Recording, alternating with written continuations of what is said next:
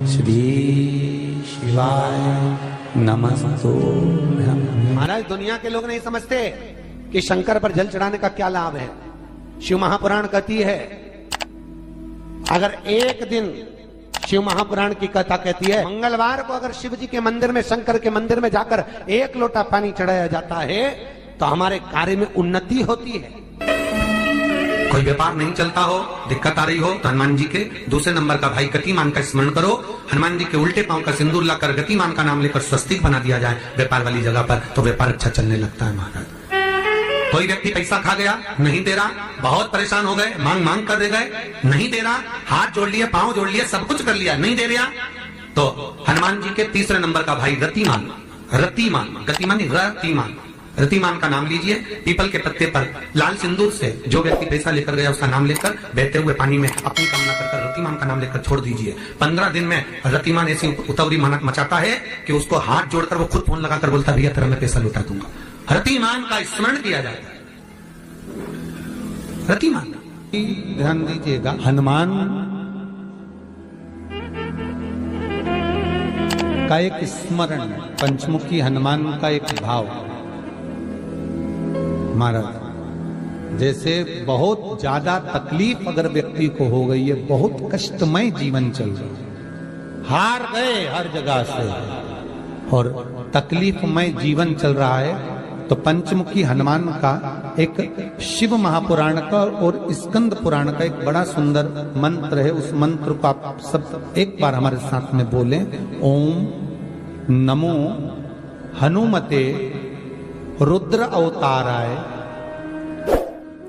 सर्व शत्रु संहारणाय सर्व रोग हराय सर्व वशीकरणाय रामदूताय स्वाहा। बस इस मंत्र को हाथ में काली तिल लेकर, एक जौ लेकर और गूगल लेकर, थोड़ा सा उसमें गाय का घी डालकर, कंडे को या अग्नि को जलाकर इस मंत्र का 11 बार 21 बार जाप कर कर अपनी कामना कर कर छोड़ दीजिए।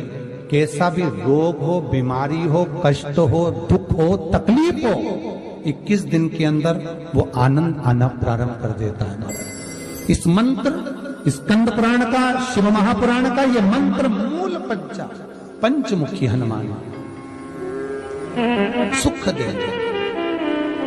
और एक और चीज याद रखिए महाराज, यदि कोई काम के लिए जा रहे हो, कोई व्यापार के लिए जा रहे हो या नौकरी करने के लिए जा रहे हो और लगी नहीं रही, बहुत तकलीफ पा रहे हो, सर्विस ही नहीं लग रही, बहुत कष्टमय हो गया, तो निवेदन करूंगा 5 पीपल के पत्ते पर बेसन के 5 लड्डू घर में बने हुए, गाय के घी के 5 लड्डू रख लो। उस लड्डू के बीचों बीच एक आटे का दिया और उसमें तिल्ली का तेल डालकर इसी मंत्र का प्रयोग कर कर पंचमुखी हनुमान का किसी भी हनुमान के मंदिर में जाकर, दक्षिण मुखी हनुमान के मंदिर में जाकर उसको रख कर आ जाइए। इसके बाद आप उस काम के लिए जाइए, आपका काम सफल हो जाएगा। आपको किसी को नहीं कहना पड़ेगा कि हाथ जोड़ना नहीं पड़ेगा, किसी के पांव नहीं पड़ना पड़ेंगे, तुरंत काम होगा। बस इस मंत्र का स्मरण कर कर पंचमुखी हनुमान का भूतेश्वर जो मंत्र है वो सुख देने वाला। पूरे घर में वास्तु के हिसाब से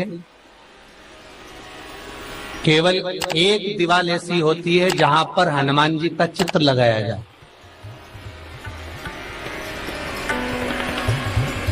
चाहे तुम पर्वत उठाने वाला चित्र लगाओ हनुमान जी का, चाहे बैठे हुए लगाओ, चाहे रामायण पढ़ने वाला लगाओ, चाहे लंका दहन करने वाला लगाओ, चाहे राम नाम जपने वाला लगाओ, चाहे लक्ष्मण को संजीवनी देने वाला लगाओ, चाहे मौन मुद्रा में लगा दो, चाहे स्तुति में लगा दो, चाहे भजन में लगा दो। हनुमान जी का कोई भी चित्र लगता है तो ना पूरब में लगेगा, ना पश्चिम में लगेगा, ना दक्षिण में लगेगा। हनुमान जी का अगर चित्र लगता है तो उत्तर की दीवार में दक्षिण को देखते हुए लगता है, केवल एक ही स्थान।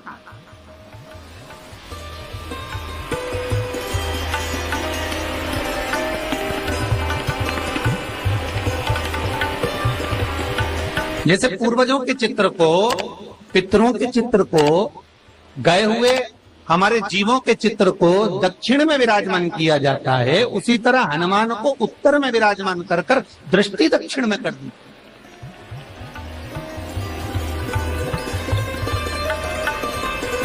घर में हनुमान जी के जितने फोटो होते हैं उसको केवल दक्षिण दिशा में लगा, वो उत्तर दिशा में लगा बिठाते थे और दक्षिण की ओर उनकी दृष्टि होना चाहिए, दक्षिण की ओर उनका मुख होना चाहिए। क्यों? महाराज, अगर व्यक्ति के जीवन में कोई बीमारी आने वाली है, व्यक्ति के जीवन में कोई रोग आने वाला है, व्यक्ति के जीवन में अगर कोई कष्ट आने वाला है, व्यक्ति के जीवन में अगर कोई परेशानी आने वाली है, व्यक्ति के जीवन में कोई एक्सीडेंट का योग भी बनने वाला है, तो शास्त्र कहता है वो दिशा दक्षिण से ही बनता है।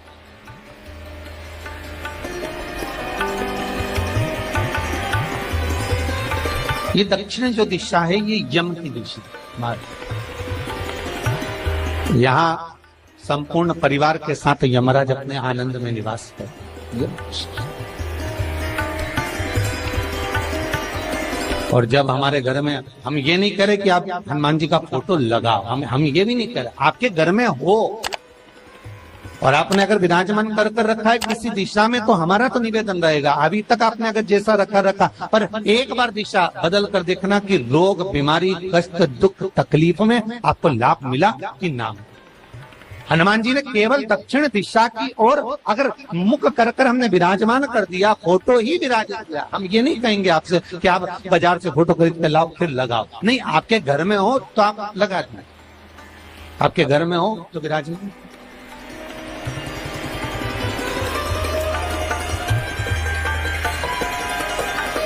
अच्छा, कितनी विपरीतता है वो भी आप जरा जानिएगा महाराज, कि शंकर भगवान के ऊपर जो जल चढ़ाया जाता है उसकी जलाधारी उत्तर में जाती है महाराज।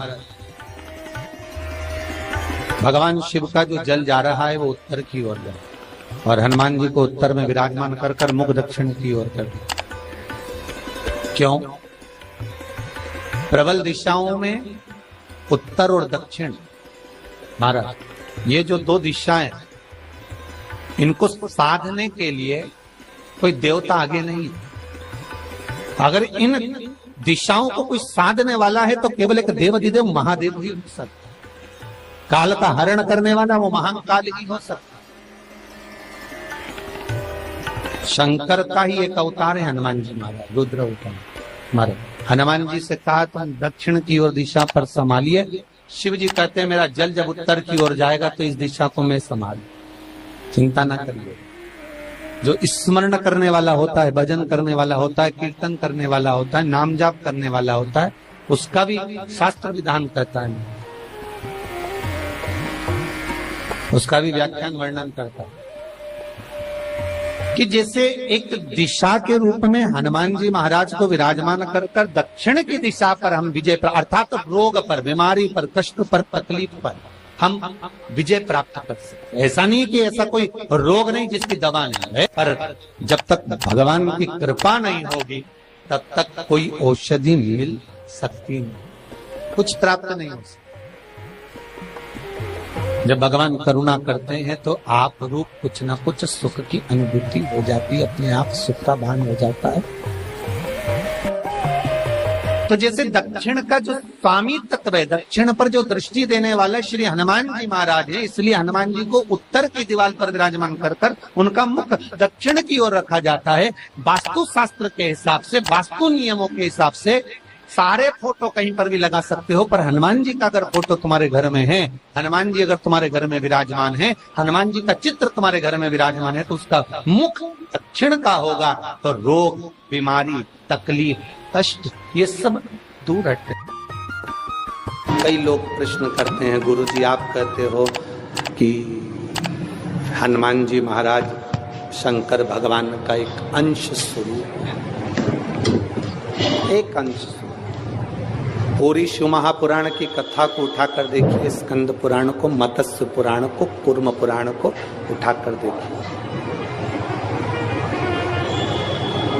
एक बाणासुर का चरित्र और एक श्री हनुमान जी महाराज का चरित्र बहुत सुंदर।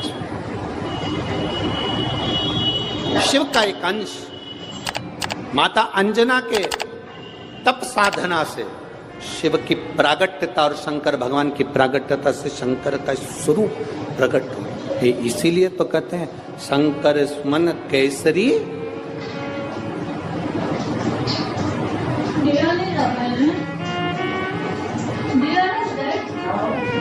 शिव का एक स्वरूप है हनुमान जी। हम तो हमेशा कहते हैं अगर आप हनुमान जी का भी दर्शन कर रहे हैं तो ये अंदाजा लगा कर रखें कि आप शंकर का दर्शन कर रहे हैं। आप शंकर का दर्शन कर रहे हैं तो ये अंदाजा लगा कर रखें कि आप हनुमान जी का दर्शन कर रहे हैं। सब एक, कोई भेद नहीं, सब एक, कोई भेद नहीं। देवताओं, आप एक बेलपत्र, जैसे आप एक बेलपत्र कि ये दो जो पत्तियां होती हैं, जरा ध्यान देंगे, ये दो जो पत्ती नीचे की रहती है बेलपत्र, आगे का भाग एक बेलपत्र और नीचे की जो ये दो पत्तियां होती हैं, इन दो पत्तियों के ऊपर एक एक शमी पत्र। ये दो जो पत्तियां हैं, इन पत्तियों के ऊपर एक एक शमी पत्र और लाल चंदन ये रखकर कितना भी रोगीला व्यक्ति हो, रोग से ग्रसित व्यक्ति हो, जिंदगी में कितना ही दुख पड़ रहा हो, बेलपत्र की ये दोनों पत्ती जिसके ऊपर शमी पत्र रखकर, लाल चंदन रखकर श्री हनुमान जी महाराज और हनुमान जी महाराज के तीसरे नंबर के भाई श्री गतिमान जी। हनुमान जी कितने भाई हैं? 6। उसमें हनुमान, रतिमान, प्रतिमान, मतिमान, गतिमान, तो जो नीचे के क्रम में आते हैं श्री गतिमान जी, उन गतिमान जी और हनुमान जी का नाम लेकर जो शिवलिंग के ऊपर समर्पित कर देता है, रोग का निवारण होता ही, रोग मुक्ति होती है। मंगल का प्रदोष निकाल कर रख लो कि मंगल का प्रदोष इस दिन पड़ रहा है, मंगल की त्रयोदशी तिथि पड़ रही है, प्रदोष व्रत मंगलवार का पड़ रहा है। और जिन लड़का लड़की को मंगल होते हैं, जिन कन्या और वर को मंगल होते हैं, केवल शंकर भगवान के मंदिर में जाकर चौमुखी दिया, 4 बत्ती का दिया आटे का, उसमें घी डालकर लड़की शंकर भगवान के मंदिर में मात्र 7 बार शंकर पे से उतार कर 3 बार स्वतः उतार कर शिव के मंदिर में रख देती है, उसका मंगल आड़े आता ही नहीं है, मंगल नहीं आता सामने। मंगल प्रदोष व्रत का इतना महत्व है महाराज। जब जिस महीने में जो प्रदोष पड़ा करे, जब प्रदोष पड़े, बन सके 1 बेलपत्र, बन सके 5 बेलपत्र, शमी पत्र, हरे मुंह,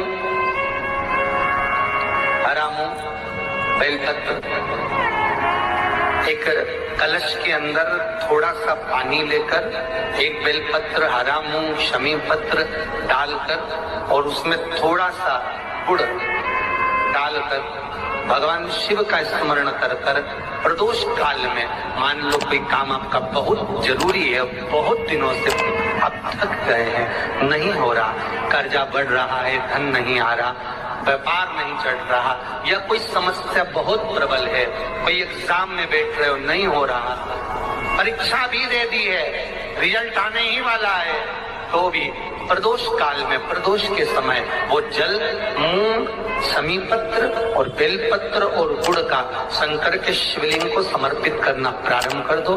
2 या 3 प्रदोष करोगे, बाबा आपकी मनोकामना शीघ्र पूर्ण कर देगा।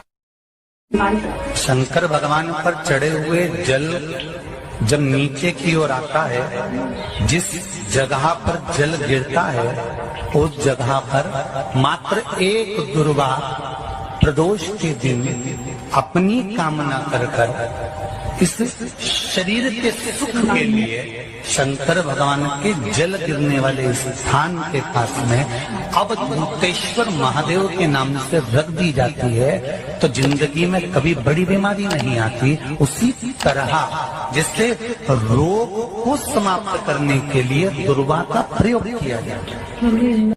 कभी ऐसा योग लगे आपके जीवन में कि आप जिस व्यापार को आपने करा उस व्यापार में आपको फल नहीं मिला, फिर आपने व्यापार चेंज करा, फिर बदल कर देखा, फिर उस व्यापार को कर देखा, उसमें फल नहीं मिला, फिर आपने वापिस व्यापार को बदलने का विचार किया, तो हमारा निवेदन रहेगा उस व्यापार को बदलने से पहले एक काम जरूर कर देखें। 3 स्थान पर बेलपत्र को चढ़ाकर देखिएगा। अगर आपको लगे कि मैंने व्यापार बदल लिया, एक बार बदला, कई लोग ऐसे भी होते हैं जो पैसा इकट्ठा करते हैं, धन एकत्रित करते हैं, और कोई व्यापार ऐसा कर लेते हैं जिस व्यापार में धन चले जाता है तो वो धन वापिस नहीं आता महाराज, वो व्यापार का धन वापिस नहीं आता। तो बड़े दुखी होता है कि भाई मेरा गया हुआ पैसा नहीं आ रहा, मैं बड़ा कष्ट में हूं, मेरा खुद का ही आ जाए ना तो मैं निहाल हो जाऊं, मेरा अपना ही नहीं आ रहा जो गया हुआ है, तो मैं क्या वर्णन करूं उसको, क्या। उनके लिए भी ये प्रयोग, ये शिव विद्येश्वर संहिता का ये भाव बड़ा सुंदर है हमारा। आप व्यापार पर व्यापार बदल कर देख लिए, धन भी हमारा कहीं डूब गया, आ नहीं रहा है, तो प्रयास करना। 3 स्थान पर चढ़ाई गई बेलपत्र हमें सुख का अनुभव करा देगी, बहुत ध्यान लगाइए। पहला, अशोक सुंदरी की जगह। अब ये बेलपत्र जब भी आप चढ़ाएंगे तो रविवार की अगर प्रदोष पड़ जाए, कौन से दिन? रविवार की प्रदोष के दिन ये प्रयोग अवश्य कर देखिएगा। ज्यादा बार नहीं करना है, केवल एक ही बार करना, बाबा स्वयं कृपा करेगा। अपने मंदिर में, अर्थात अपने घर के पास कोई मंदिर हो, शिवालय हो, देवालय हो, जहां शंकर भगवान विराजमान हो, शिवलिंग हो, ऐसी जगह पर अवश्य करें। हमें कहीं दूर जाकर ये प्रयोग नहीं करना, अपने शिवालय, अपने जो घर के आसपास में शिवालय हो वो। एक बेलपत्र अशोक सुंदरी वाली जगह। अब उसको अशोक सुंदरी की जगह पर भी चढ़ाने का तरीका क्या है? जब हम बेलपत्र चढ़ाएंगे तो उस बेलपत्र को चढ़ाते समय आपकी जो बेलपत्र की डंडी है, वो बेलपत्र, रविवार प्रदोष के दिन का ये उपाय है महाराज। ये बेलपत्र की जो डंडी है, इस डंडी का भाग शिवलिंग की ओर होना चाहिए। ये जो डंडी है, इसका भाग अशोक सुंदरी पर जब चढ़ाएंगे तो शिवलिंग की ओर इसका भाग होगा महाराज। दूसरी, बेलपत्र को जब हम समर्पित करेंगे, जया, विषहरा, शामरीवारी, दौतली, देव, मान लो जलाधारी ऊपर नहीं है शंकर जी के, तो उसका स्मरण कर 5 कन्याओं का नाम लेकर, जया, विषहरा, शामलीवारी, दौतली, देव, इनका स्मरण कर शंकर भगवान के शिवलिंग पर बेलपत्र रखेंगे। बेलपत्र कहां रखना है? आप अगर यहां बैठे हो तो आपके विपरीत में डंडी का मुख होना चाहिए। ये बेलपत्र की जो डंडी है, इसका मुख आपके विपरीत में हो। आप यहां बैठे हो तो डंडी उधर होगी, आप इधर बैठे हो तो डंडी का मुख इधर होगा, आप उधर बैठे हो तो डंडी का मुख इधर होगा। आपके ठीक विपरीत की ओर डंडी का मुख हो। ये 2 जगह बेलपत्र समर्पित करने के बाद तृतीय बेलपत्र शिवलिंग की जो जलाधार